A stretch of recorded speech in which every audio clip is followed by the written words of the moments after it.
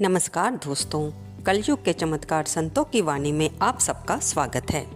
दोस्तों, अभी तक हमने सुनी कार्तिक महात्म्य के 10वें अध्याय तक की कथा। आज हम इस वीडियो में सुनेंगे 11वां अध्याय। अगर आपने अभी तक इस चैनल को सब्सक्राइब नहीं किया है तो कृपया बेल नोटिफिकेशन दबाकर आप इसे सब्सक्राइब कर लें। नारद जी बोले, इंद्र आदि देवता दैत्यों को वहां आता देख भय से कांपने लगे और विष्णु भगवान की स्तुति करने लगे। हे मच्छ कच्छ आदि रूप धारण कर भक्तों के दुख दूर करने वाले ब्रह्मा विष्णु शिव आदि रूप में संसार का पालन व संहार करता शंख चक्र गदा पद्म और खड्ग धारण करने वाले आपको प्रणाम है। हे असुर संहारक गरुड़ वाहन पीतांबर धारण करने वाले शरणागत भयहारी आपको नमस्कार है। दैत्यों से दुखी मनुष्यों के दुख दूर करने वाले शेषनाग की शैया पर शयन करने वाले सूरज चंद्र रूपी नेत्रधारी आपको बारंबार प्रणाम है। नारद जी बोले, इस संकट नाशन स्तोत्र का पाठ करने से मनुष्य कभी दुख नहीं भोगेगा।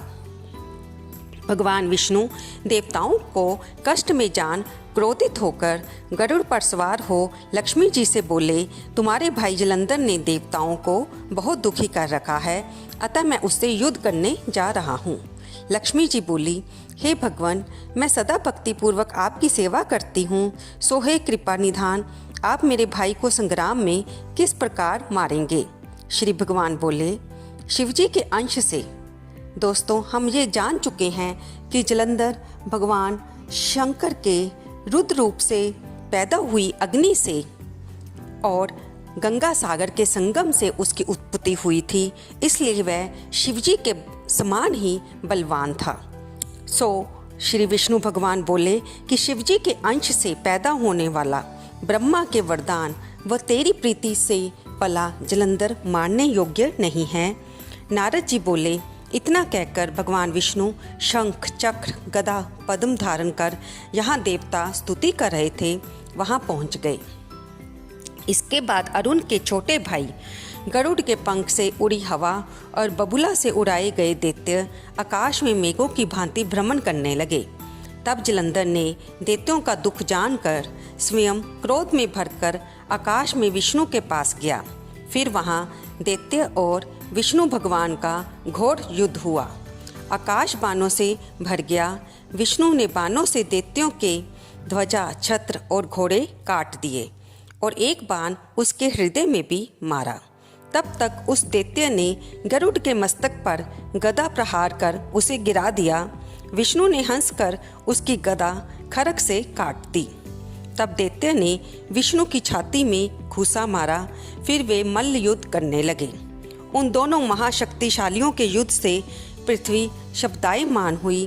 तब विष्णु मेघसरा गंभीर वाणी में बोले, हे दैत्यराज, मैं तेरे पराक्रम से प्रसन्न हूँ, तू वर मांग, ना देने वाला वरदान भी दूंगा। जलंधर बोला, यदि आप प्रसन्न हैं तो मेरी बहन लक्ष्मी और अपने गणों सहित मेरे घर निवास करो। भगवान ने बहुत अच्छा कहकर लक्ष्मी व देवगणों सहित जलंधर के नगर में पधारे।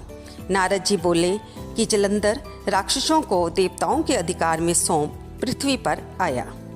देवता गंधर्व सिद्ध को रत्नों के समान उत्तम वस्तु को अधिकार में लेकर त्रिलोकी का राज्य करने लगा। देवताओं को वश में कर पिता तुल्य धर्म से प्रजा पालने लगा। उसके राज्य में रोगी दुखी निर्बल और दरिद्री नहा थे। इस प्रकार के धर्म राज्य को वो उसकी राज्य लक्ष्मी को देखने और भगवान की सेवा करने मैं भी एक बार उसके नगर में गया। दोस्तों, यहाँ हमारा 11वां अध्याय खत्म होता है। इति कार्तिक महात्म्य एकादशो अध्याय। इसमें हमने जाना कि महर्षि नारद जी देवताओं को कार्तिक महात्म्य के 11वें अध्याय के बारे में बता रहे हैं, जिसमें यहाँ पर हमने जाना कि जलंधर पराक्रमी होने के साथ साथ अपने राज्य का पालन प्रजा का पालन धर्म से करता था और उसके राज्य में रोगी दुखी निर्बल और दरिद्र भी नहीं थे। उसी से प्रभावित होकर ऋषि नारद भी एक बार उसकी नगरी को और भगवान के दर्शन करने के लिए जाते हैं। दोस्तों, इससे आगे की कथा हम 11वें अध्याय में सुनेंगे। आपको ये वीडियो कैसी लगी कृपया हमें कमेंट करके अवश्य बताएं। जब आप कमेंट में भगवान का नाम और भगवान की जयकार लिखते हैं तो जो भी उसे पढ़ता है उसको भी पुण्य मिलता है, आपको लिखने का पुण्य मिलता है और उसको पढ़ने का पुण्य मिलता है।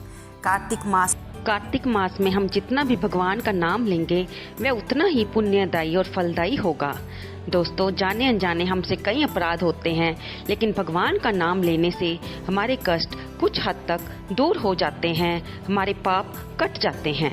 दोस्तों, आपने अपना कीमती समय देकर हमारी वीडियो को सुना, लाइक किया, शेयर किया, इसके लिए धन्यवाद दोस्तों।